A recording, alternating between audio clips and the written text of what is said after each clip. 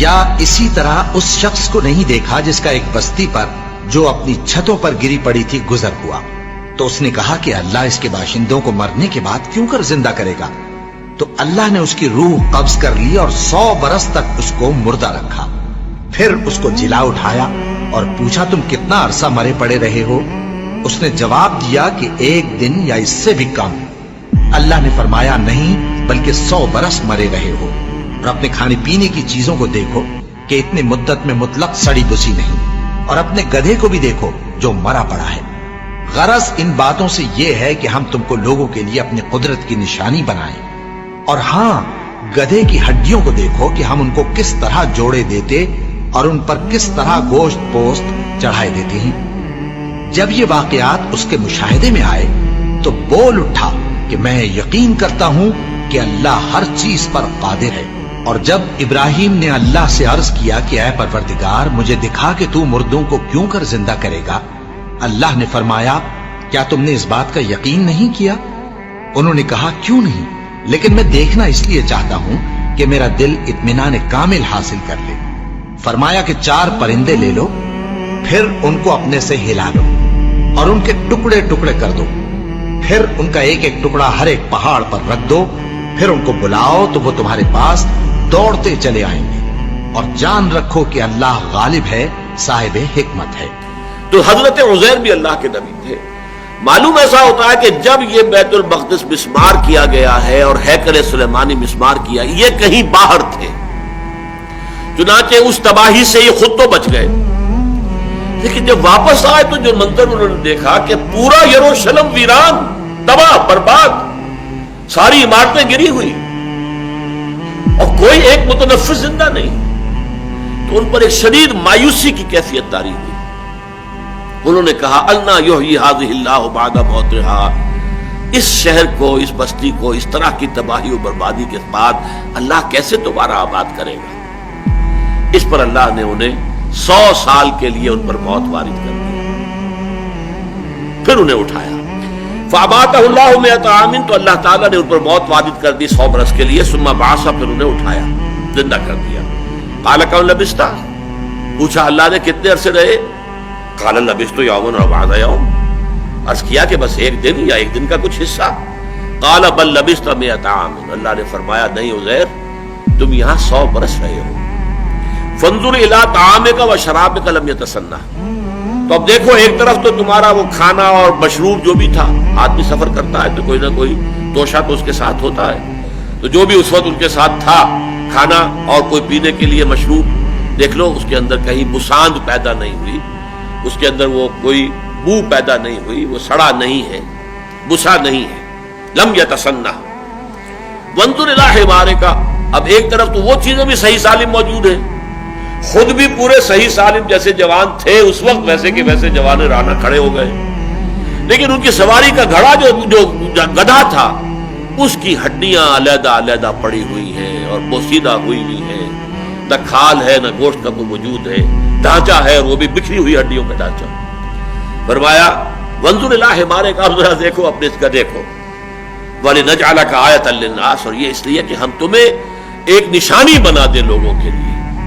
اصل میں یہ بہت بڑی نشانی بن گئے نا، اس لیے کہ لوگوں کے سامنے جب یہ آئے تو دنیا حیران رہ گئی، یہ عزیر کہاں سے نکل آئے، یہ 100 برس کہاں رہے؟ پھر چونکہ وہ حافظ تھے اور سب کو معلوم تھا کہ عزیر ہمارے حافظ تھے، اب ان کا آ جانا منظر عام پر تو گویا کہ تورات انہوں نے جیسے بھی اپنے حافظ سے مرتب کروائی، انہی کے ذریعے سے ایک نشأت ثانیہ حاصل ہوئی، انہی کی دعوت تجدید و اصلاح کے نتیجے میں دوبارہ دینی روح اور روحانی جو ہے ایک جذبہ بیدار ہوا یہود کے اندر، جس سے کہ وہ مملکت مکابی جو ہے اس کی بنیاد پڑی۔ یہی وجہ ہے کہ یہود کا ایک طبقہ ان کو اللہ کا بیٹا کہتا رہا، یہ جو قرآن میں آتا ہے قالت الیہود عزیر ابن اللہ وقالت النصارى المسیح ابن اللہ، تو یہ عقیدہ ان کا سارے یہودیوں کا نہیں ہے، لیکن یہود کا ایک طبقہ ان کو بھی ان کی اسی عظمت کی وجہ سے کہ ان کی نشأت ثانیہ دوبارہ دنیا میں عزت اور ثروت اور اپنی جو دنیا میں اقتدار انہیں حاصل ہوا ہے، سلطنت اور سطوت، تو وہ ان کے ذریعے سے ہوا، اس لیے وہ خدا کا بیٹا۔ قالت الیہود عزیر ابن اللہ، یہ تو اللہ کے بیٹے ہیں، بہت مقدس ہے۔ تو اب دیکھو اے عزیر، وانظر الی حمارک، اپنے گدھے کو، وَلِنَجْعَلَكَ آیَةً لِلنَّاسِ، اور یہ تو اس لیے سب ہم نے کیا کہ تمہیں دنیا والوں کے لیے لوگوں کے لیے ایک نشانی بنا دیں. وانظر الی العظام کیف ننشزھا، اب دیکھو تمہاری نگاہوں کے سامنے ذرا ہڈیوں کو کیسے ہم انہیں اٹھاتے ہیں. یعنی وہ ہڈیاں اٹھ کر جڑ کر اور ایک ڈھانچہ پہلے بن گیا، جیسے کہ کسی بھی جانور کا ڈھانچہ جو ہے کھڑا ہوا آپ کے سامنے. جو بایولوجی کے میوزیمز ہوتے ہیں، زیولوجی کے، وہاں کھڑے ہوتے ہیں ڈھانچے. ڈینوسور کا ڈھانچہ کھڑا ہے اور یہ شیر کا ڈھانچہ کھڑا ہے. وہ ڈھانچہ ہو گیا. کیف ننشزھا، کیسے ہم اسے اٹھاتے ہیں، ابھارتے ہیں. ثم نکسوھا لحما، اور پھر دیکھو کیسے اس کے اوپر ہم گوشت چڑھاتے ہیں. پٹھے وجود میں آ گئے. فلما تبین لہ، جب یہ سب کچھ ان پر عیاں ہو گیا، واضح ہو گیا ان کے نگاہوں کے سامنے، یہ خرق عادت، یہ چیزیں کہ جو مخفی ہوتی ہیں انسانوں کی نگاہ سے، یہ تو عالم غیب کی باتیں ہیں، یہ انسانوں کو نہیں دکھائی جاتی، لیکن انہیں اس کا مشاہدہ کرا دیا گیا. فلما تبین لہ قال، تب انہوں نے کہا اعلم ان اللہ علی کل شیء قدیر، اب مجھے پورا یقین حاصل ہو گیا ہے کہ اللہ ہر شے پر قادر ہے. یعنی جب اللہ قادر ہے، مجھے 100 سال زندہ مار کر اس نے زندہ کر دیا، میری نگاہوں کے سامنے بوسیدہ جو ہڈیاں تھیں منتشر پھیلی ہوئی، انہیں جوڑ کر ایک اس کی ہیولے کی ڈھانچے کی شکل دی، اس کے اوپر گوشت بھی چڑھا دیا، کھال بھی آ گئی، زندہ چلتا پھرتا گدھا میری نگاہوں کے سامنے آ گیا، تو اللہ کی قدرت سے کوئی بعید نہیں ہے. یقیناً یہ بستی بھی دوبارہ آباد ہو سکتی ہے. اور یاد کرو جب کہ کہا تھا ابراہیم نے رب ارنی کیف تحیی الموتیٰ، پروردگار ذرا مجھے دکھا دے تو کیسے تو مردوں کو زندہ کرے گا، یہ میں مشاہدہ چاہتا ہوں. قال اولم تؤمن، بڑا پیارا سوال کیا اللہ نے. اے ابراہیم کیا تم ایمان نہیں رکھتے اس پر؟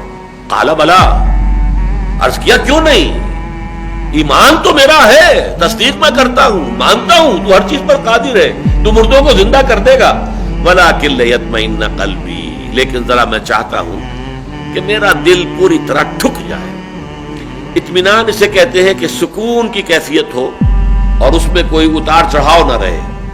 تو میں نہیں چاہتا کہ میرے دل میں کہیں وسوسے بھی آئیں اور اس طرح کی کیفیت ہو، پوری طرح میرا دل ٹھک جائے، جم جائے اس بات پر اور مجھے یقین کامل حاصل ہو جائے. ولکن لیطمئن قلبی، میں یہ چاہتا ہوں کہ مجھے مشاہدہ اگر ہو جائے تو پھر میرا دل بالکل مطمئن ہو جائے.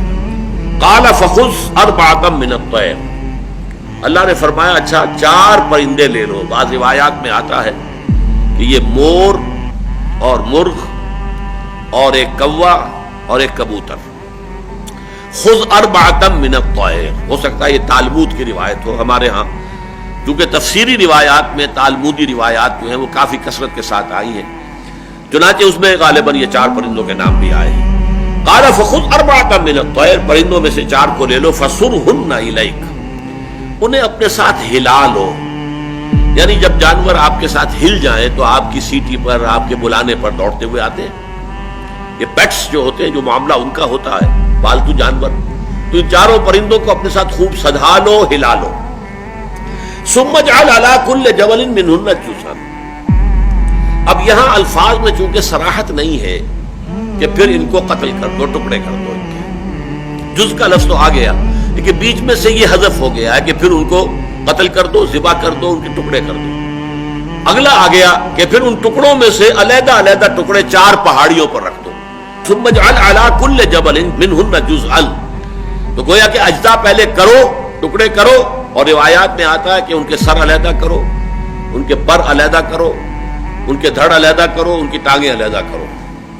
یہ 4 حصے کر کے اور پھر سب کے سر ایک پہاڑی پہ رکھا اور سب کے پر دوسری پہاڑی پہ رکھا، سب کی ٹانگیں جو ہے وہ تیسری پہاڑی پر اور سب کے دھڑ جو ہے چوتھی پہاڑی. یہ رکھا اور پھر ثم اجعل علی کل جبل منہن جزءا ثم ادعوہن، پھر ذرا انہیں پکارو، آواز دو یا سیٹی جو بھی ہوتی ہے. یاتینک سعیا، وہ تمہارے پاس آ جائیں گے دوڑتے. وعلم، اور جان لو، اچھی طرح جان لو، یقین کر لو، ان اللہ عزیز الحکیم، کہ یقیناً اللہ تعالیٰ زبردست ہے، کمال حکمت والا. نہ اس کی قدرت میں کوئی کمی ہے، نہ اس کے اختیارات میں کوئی تحدید ہے، کوئی لمیٹیشن ہے، نہ اس کی حکمت میں کہیں کوئی کمی اور نقص ہے. عزیز ہے، زبردست ہے، حکیم ہے، حکمت والا.